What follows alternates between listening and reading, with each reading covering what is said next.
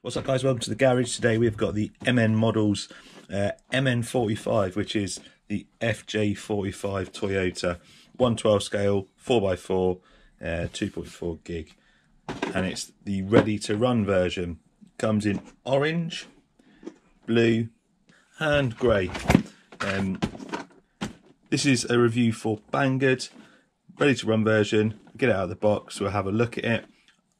I'm not the biggest fan of MN Models, however that's not saying they're not any good. There's some guys out there that are doing some really cool stuff. It's the same as what I've been doing with the WPLs. You can upgrade these. My recommendation, this is the ready to run. They haven't been very good in the past out of the box. You can get a kit version. There's a link in the description for the ready to run, and there's also a link in the description for the kit version.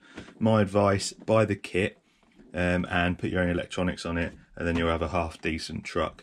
Ready to run ones, as we'll probably see with this, they come with a 130 motor, non-proportional steering and hard tyres on them. But we'll get it out of the box, we'll have a look, we'll take it for a drive and see what it's like. So in the box you've got the truck, you get a 500 milliamp hour 7.4 volt lithium ion charger and the transmitter. Those that have recently seen my MN77 review would have seen that came with a NiCad, a 6 volt NiCad, really underpowered. This has got the same 130 motor, but it's got the better battery, which should give it a little bit more power. They need a 180 though.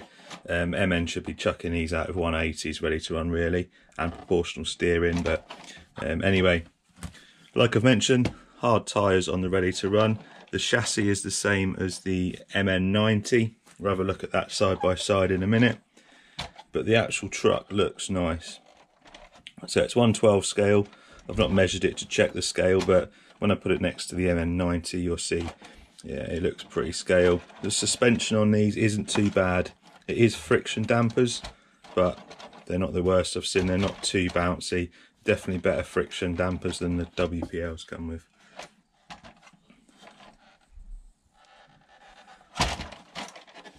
So 130 motor in there, you've got the multi-link suspension, plastic drive shafts,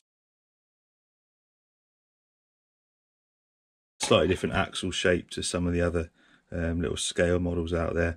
And these chassis actually on the MN ones, especially this sort of this style of chassis, I do prefer the look of them. They do look a little bit stronger than some of the others out there, and they do look a little bit stronger than the WPLs. Be interesting to see what the new WPL chassis are like compared to these ones. But the truck itself, the body and just how it's set up, it's actually quite nice. It's just let down by the electronics and the running gear on these ready to run ones.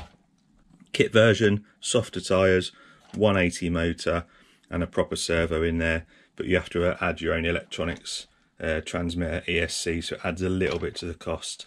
And these things aren't expensive anyway. I think they're around $35, so pretty good value. Next to the MN90, you can see, look pretty scale. I'm not all up on my FJ Toyotas, but I think they're around the same size as a Land Rover Defender.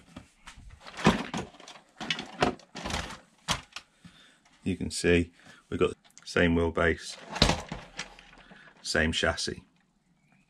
Anyway, let's take this out for a run, see how it gets on. It's probably going to be similar to the MN90. This wasn't too bad. It just needs proportional steering and an upgrade on that motor out of the box really to make it worth buying. Definitely if you want to do a few mods to it and make it your own, get the kit of this. If you're looking for a truck straight out of the box that's going to perform, I don't recommend the MN Models ones. Some of the WPL ready to runs, the newer ones, are definitely better out of the box. But kit versions, get a thumbs up. Anyway, let's take it out and have a look how it gets on.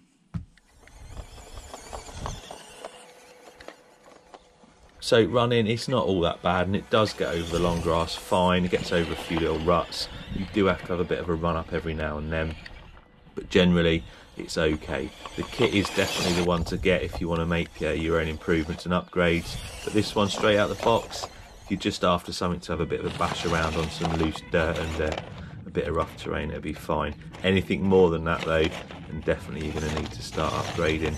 Biggest thing you could do to this is just stick a 180 motor in it, or a more powerful 130 motor, and that would make the big difference. One of the main negative things about the FJ over the MN90, the battery tray being right at the back, and it puts a lot of weight on that rear axle, and as you can see on the video, it does bounce around quite a bit on that back end.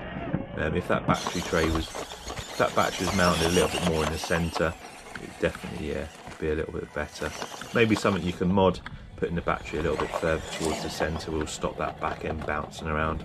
But at the end of the day, they're only friction shocks. Upgrading the shocks will make a big difference. And there's other YouTubers out there that are showing you all the mods on these MN models. So do have a look around and see what everyone else is doing. Anyway, cheers for watching, and I'll see you next time.